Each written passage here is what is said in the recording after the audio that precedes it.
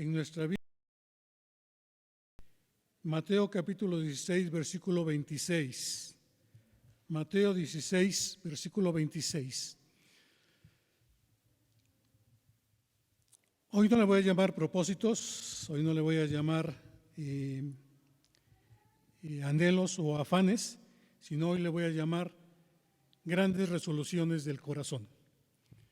Y cuando estamos hablando de corazón, desde el punto de vista médico, probablemente podríamos pensar que es ese órgano cardíaco que tiene dos ventrículos, dos aurículas, tiene venas, tiene arterias, está formado de muchas. Y no es el corazón al que se refiere Dios.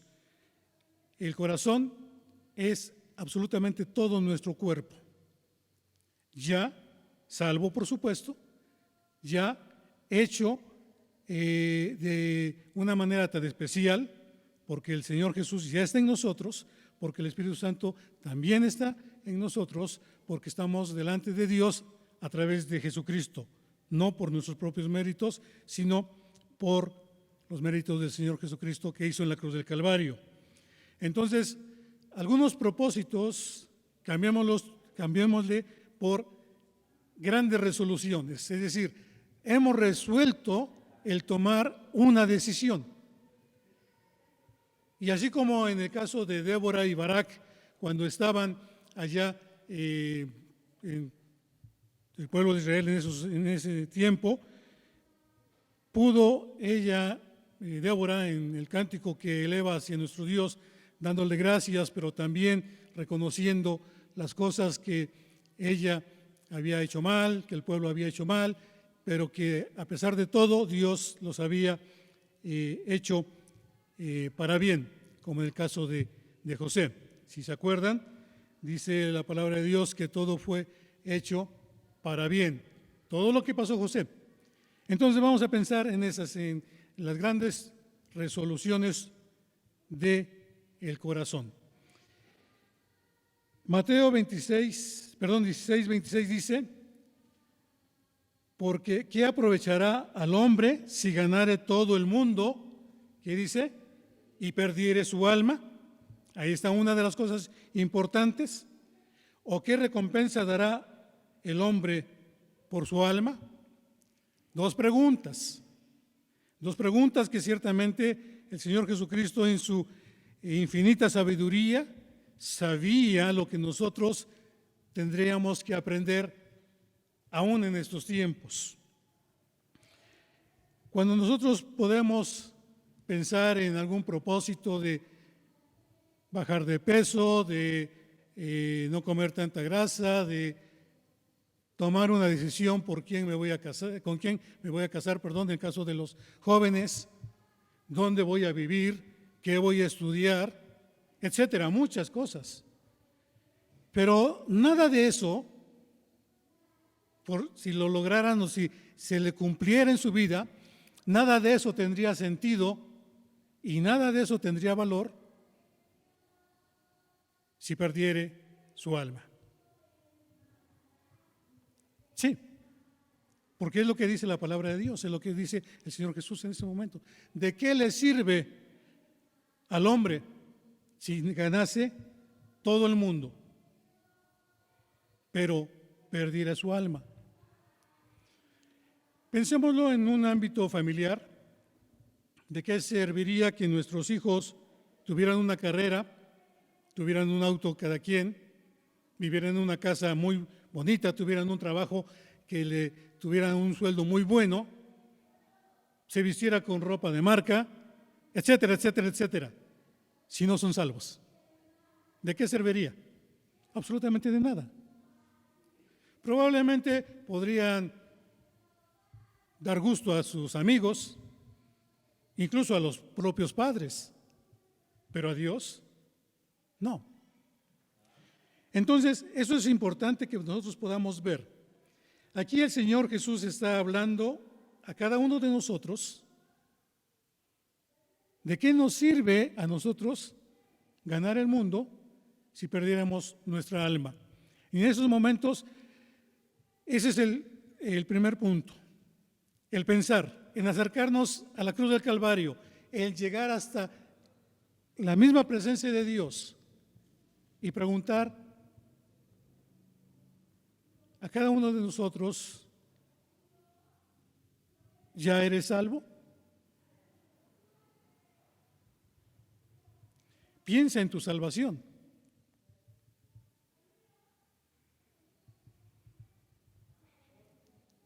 Es importante. Permítame decir algo y es muy cierto. En muchas iglesias donde hay tanto escuela dominical como predicación, o sea, sermón dominical, matutino o vespertino, pero en la única iglesia en la que he escuchado que el pastor, el hermano que pasa a predicar, siempre hace la invitación para salvación. He visto muchas iglesias y se van por otras cosas. Les interesa muchas cosas diferentes. Y ahora entiendo, bueno, desde hace mucho lo entendí, pero hoy quisiera mencionarlo. Ahora entiendo el por qué cada vez se recalca en la salvación. ¿Por qué? Porque quizás algunos de los que están aquí, aunque estén en un ministerio, aunque esté en un trabajo, aunque salga a evangelizar o a ganar almas, que es lo mismo, aunque tenga un cargo en la iglesia, yo he visto casos en los cuales no son salvos. Y pasó algo muy curioso y muy triste, de veras, muy triste. A un hermano que conocemos, la iglesia de acá, en una reunión de pastores, dijo: hermanos, yo entiendo todo lo que aquí se estudia y se escucha, pero nunca he aceptado a Cristo como mi Salvador. Y eso fue un balde de agua fría a todos los que estábamos allí. En otra ocasión, de donde yo vengo, pasó algo similar. Muchos de los que estaban allí en esas reuniones, y dije muchos, y estoy en lo cierto, muchos, y muchos es más de dos, y eran por lo menos 5 o 6 hermanos que tenían mucho tiempo, pero cuando se les preguntó si habían sido salvos y que recordaran la fecha de cuándo fue y dónde fue y cómo fue y quién les llevó o quién le encaminó a su salvación, dijeron: pues llevamos mucho tiempo de predicar, llevamos mucho tiempo leyendo la Biblia, pero nunca habían aceptado a Cristo como Salvador. Y fue triste. De hecho, algunas lágrimas rodaron de varios hermanos que estaban ahí presentes porque los apreciábamos mucho, pero la realidad era esa. No esperemos a que lleguemos a la presencia de Dios y muchos de los que están acá se alejen avergonzados, como dice la palabra de Dios, porque no, simple y sencillamente no se es salvo. Ahora, vamos a Mateo capítulo 7, porque eso es importante.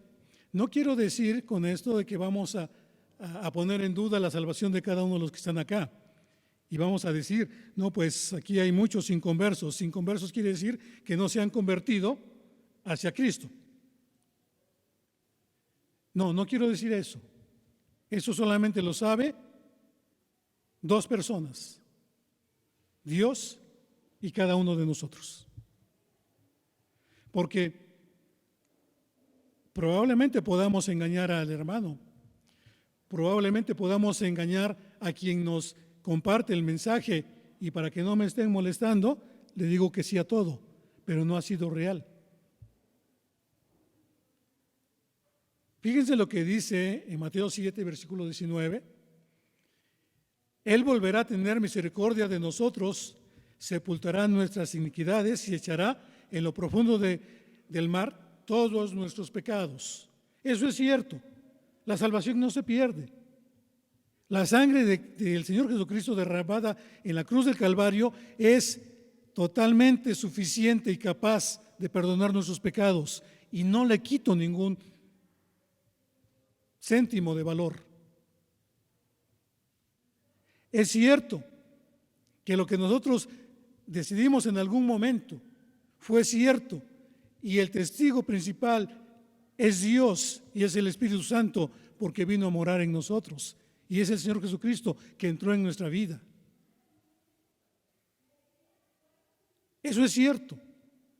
No dudes de tu salvación, no dudes de alguien que te diga que se pierde esa salvación, porque están tomando como poca cosa lo que el Señor Jesucristo hizo en la cruz del Calvario.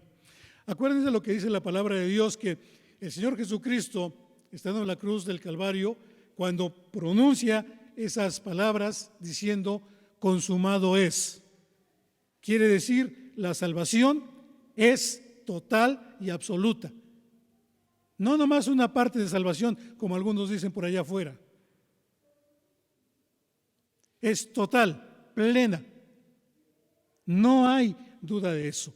Así es que, con base a lo que acabo de mencionar, hay dos preguntas para que podamos pensar.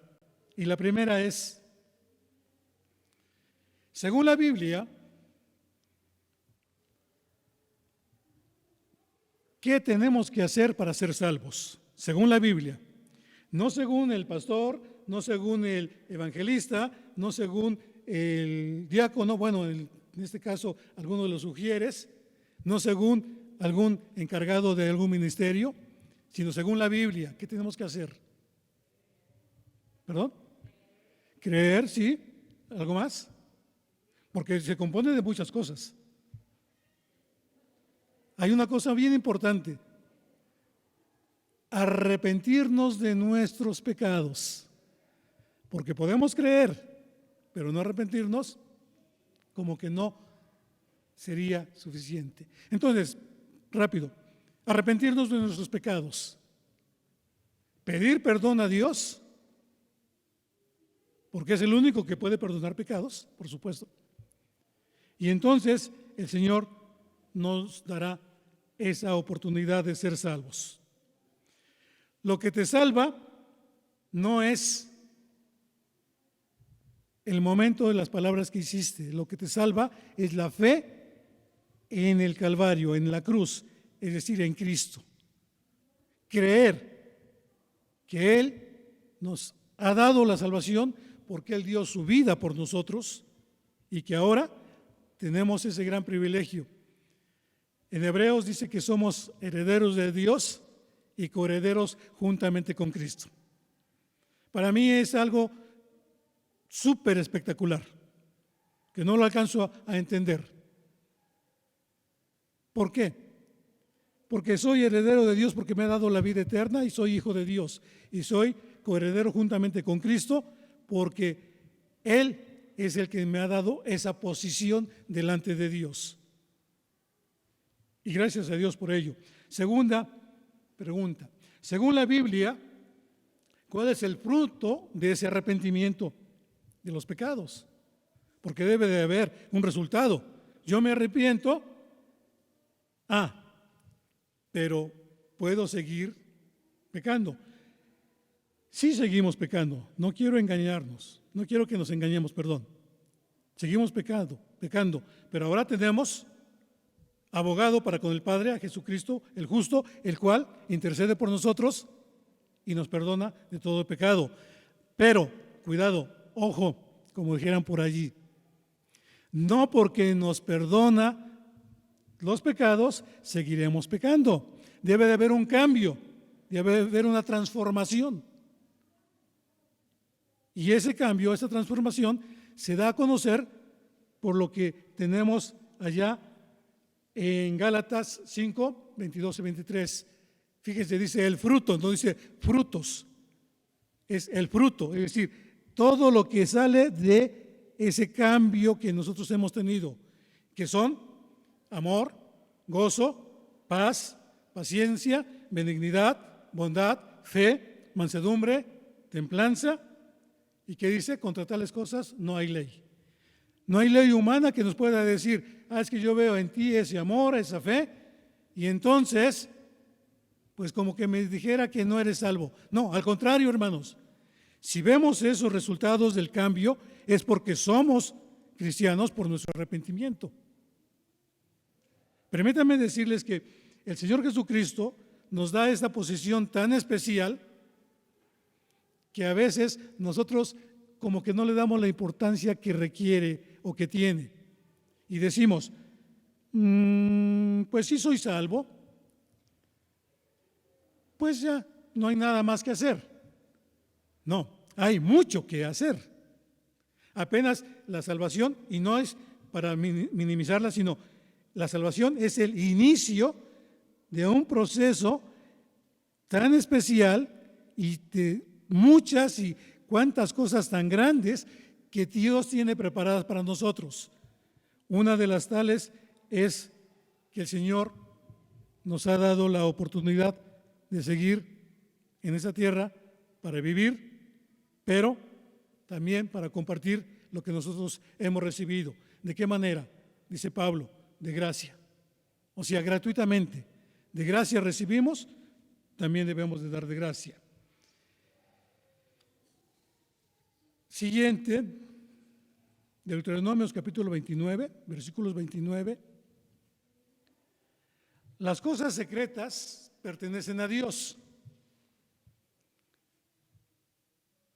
Pertenecen a Jehová nuestro Dios, mas las reveladas son para nosotros y para nuestros hijos para siempre, para que cumplamos todas las palabras de esta ley. Entonces, en la palabra de Dios nos dice que es necesario para ser salvos arrepentirnos, tener fruto, el fruto del Espíritu, que son las que ya mencionamos, y esas cosas son las que debemos de enseñar a otros, a nuestros familiares, a nuestros hijos, a algunos hermanos de la iglesia, a personas que no son salvas, es decir, personas de nuestro trabajo, de la escuela, etcétera. Entonces, todo esto es importante en nuestra vida para poderlo llevar a cabo. Segunda cosa, entonces la primera es asegurarme de mi salvación, de la salvación de mi alma. La segunda cosa, asegurarme de alimentarme bien de la palabra de Dios. Esa es otra resolución que debe salir del corazón. Y cuando mencionaba del corazón, quiere salir de mi mente, de mis deseos, de mi tiempo, de mis acciones, para lograrlo.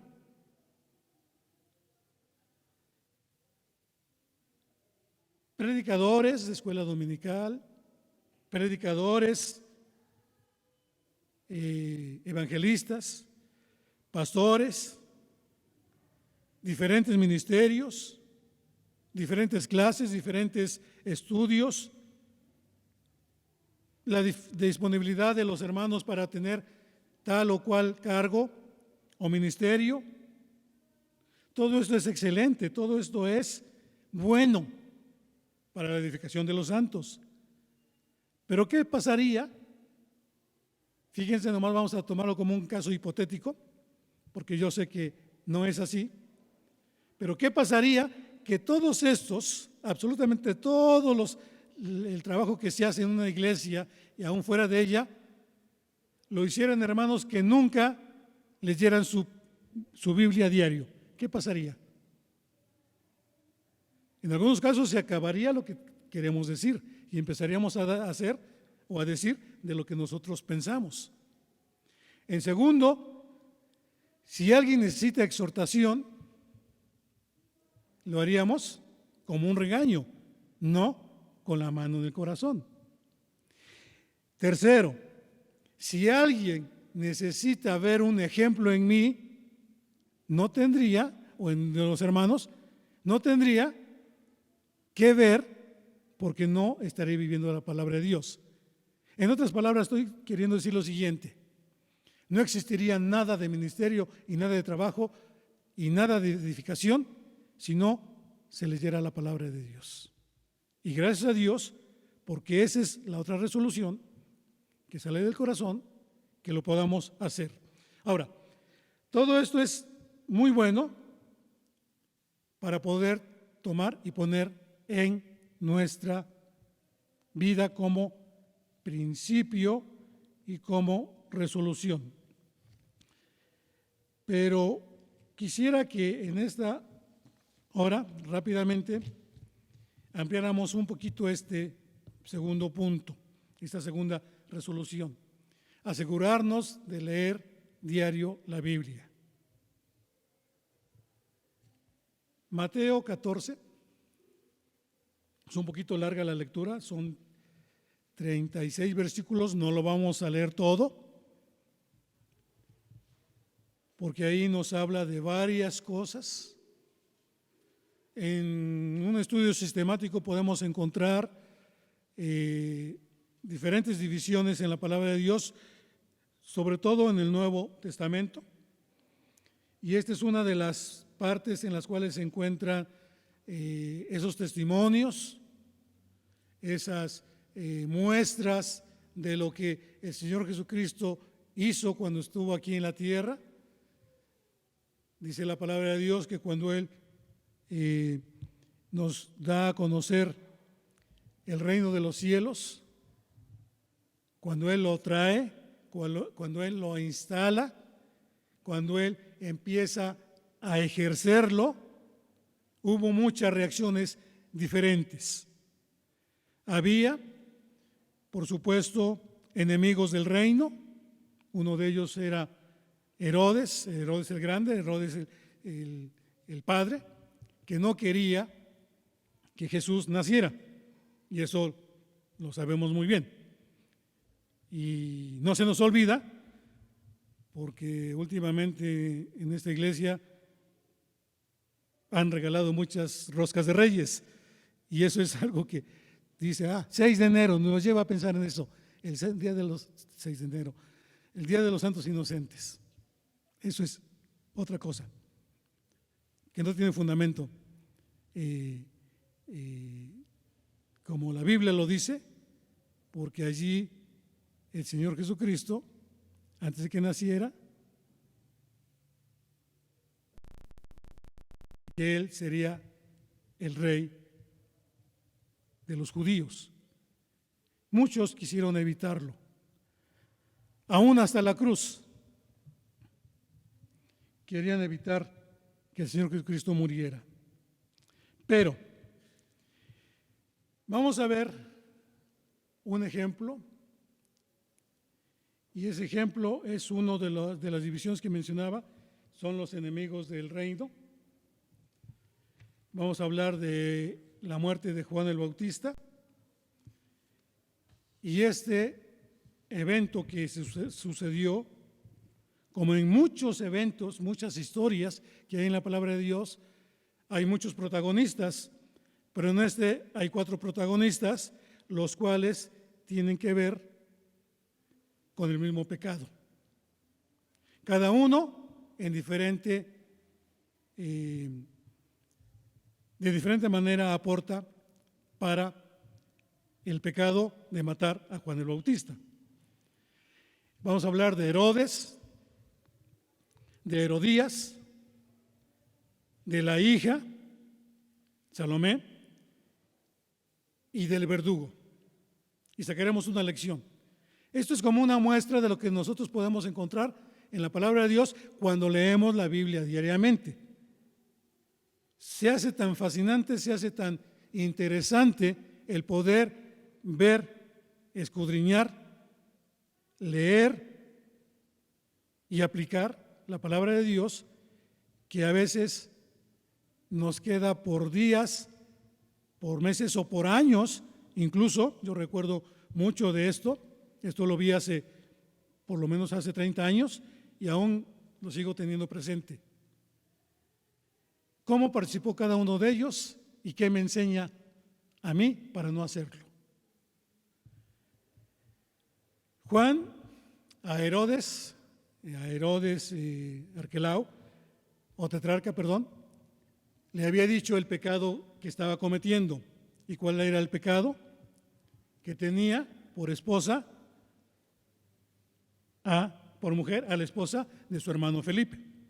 Ese era el pecado. Y Juan va y lo confronta y se lo dice. Entonces, Juan le había enseñado este pecado. Tú tienes esto en tu vida y es pecado. La primera reacción de Herodes es reconocerlo. Se queda pensando y dice, sí, sí es cierto. Pero en esos momentos solamente tenía dos salidas o dos opciones. La primera era obedecer la ley de Dios de salir de ese pecado, y la otra era callar. ¿Cuál se imaginan que tomó? La segunda. Tenía miedo de llevar a cabo esta decisión. Pero la petición de la hija le dio la oportunidad, le dio la excusa perfecta para hacer el pecado que era de matar a Juan el Bautista. ¿Se acuerdan? Si han leído la historia. Salomé bailó y fue a grado allá a los ojos de los que estaban a la mesa, y el rey le dice, ¿qué quieres? Todo lo que tú me pidas, te lo voy a dar. Y entonces no le responde en ese momento, va y le pregunta a su madre, ¿qué le pido al rey? Y entonces Herodías, ¿qué dice? Pídele la cabeza de Juan el Bautista. Fíjense cómo está ahí participando. Al final vamos a ver lo que Pablo le dice a Timoteo. Está participando de pecados ajenos. Y es triste. Fíjense lo que dice el versículo 5, Mateo 14. Herodes quería matarle, pero temía al pueblo porque tenían a Juan por profeta. Y entonces no lo mata, sino que lo echa a la cárcel, versículo 10. Y ordenó decapitar a Juan en la cárcel. Antes de decapitarlo, lo echa a la cárcel, por supuesto. Herodes dio la orden. Ese es un primer paso. Herodías, la mujer, esta mujer, movida por la envidia, usó de sus influencias que tenía para hacer nacer la orden en el corazón del rey. Versículo 8.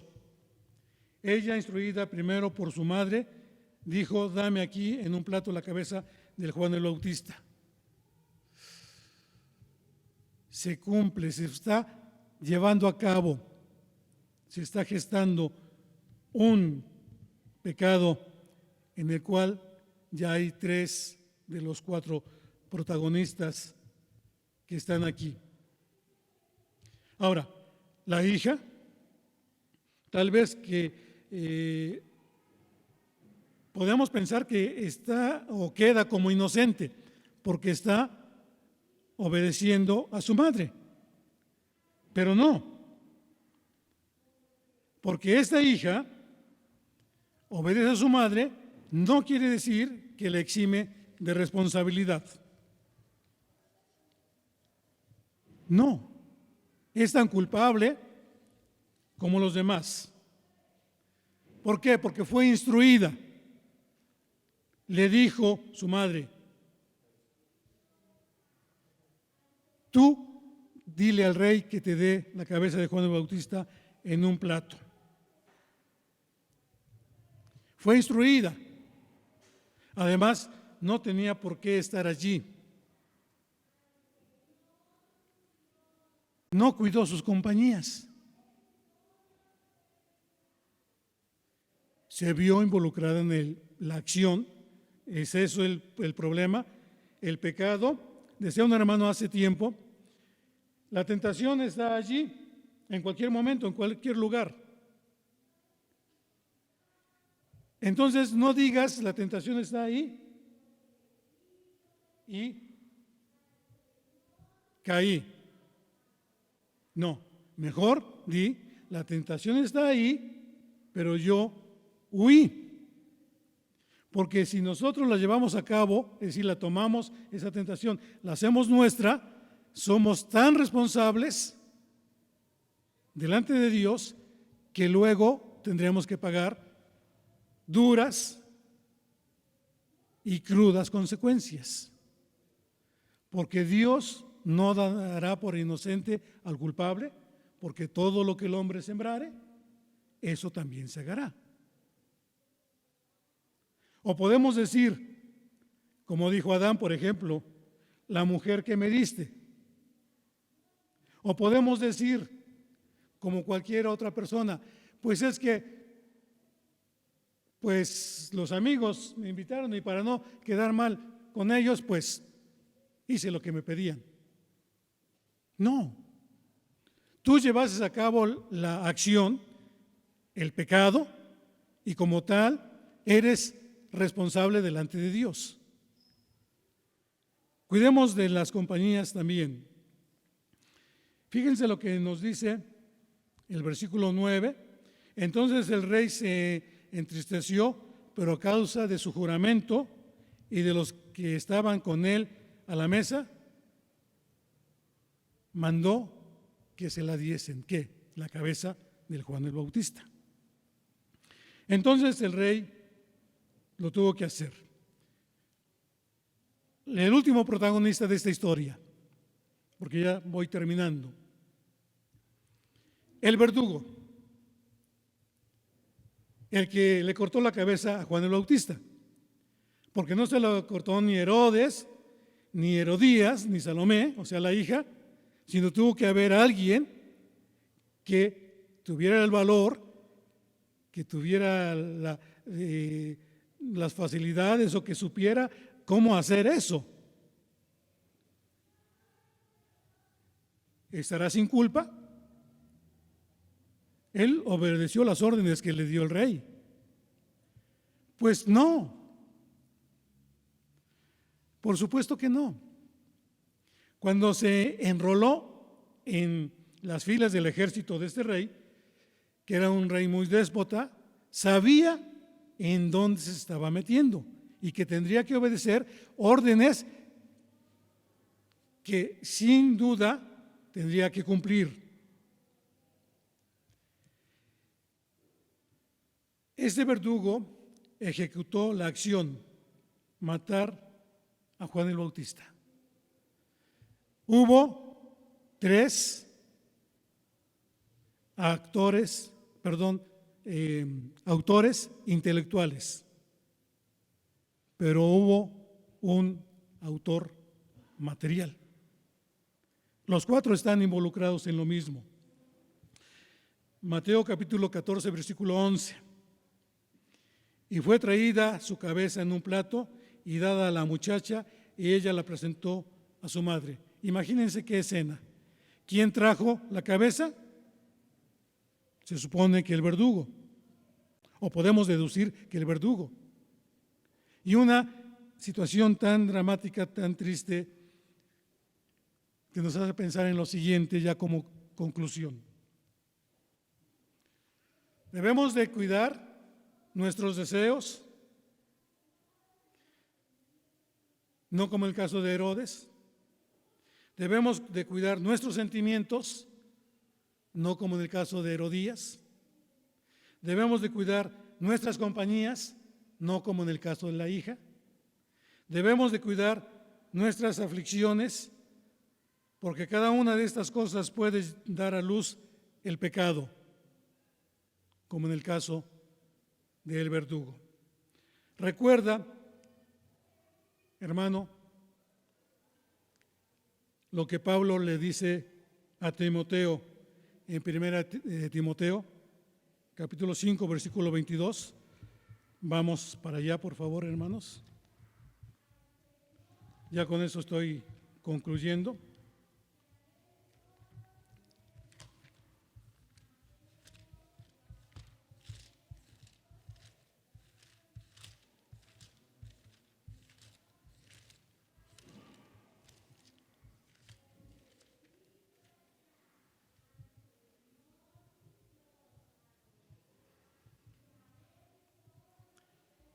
Puestos de pie, hermanos, solamente para que nos quede como